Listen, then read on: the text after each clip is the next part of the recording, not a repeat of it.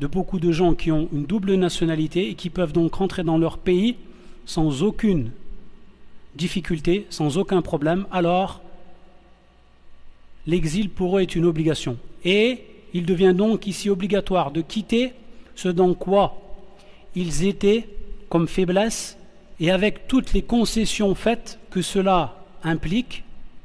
Et donc, à partir de là, ce n'est plus une excuse pour eux de rester en terre non musulmane et de dire « il m'est permis dans ce cas de faire concession sur beaucoup de points, sur tous les points apparents qui concernent ma religion ». Car eux, ils ont la possibilité de rentrer en terre d'islam. Ce qui n'est pas le cas pour ceux qui n'ont pas la même situation. À titre d'exemple, ceux qui sont du pays même et qui sont rentrés dans l'islam et qui n'ont accès à une autre nationalité parmi les nationalités des pays musulmans. Car on sait qu'aujourd'hui, les lois et les règles de chaque pays est basées sur al-muwatana, c'est-à-dire donc sur la nationalité.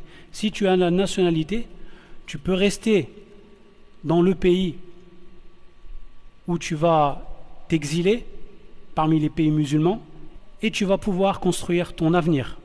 Par contre, si ce n'est pas le cas, alors il va de soi que cela n'est plus une obligation dans ton cas, car tu n'as plus la possibilité de pouvoir rester définitivement dans un pays qui n'est pas le tien en tant que nation, c'est-à-dire du point de vue de la nationalité.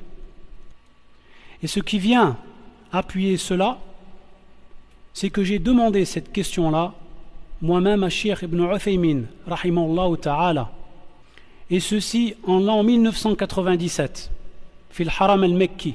Et sa réponse était que dans mon cas, et donc le cas de ceux qui sont comme moi, l'exil n'est pas une obligation. Bien entendu, on pourrait ouvrir une parenthèse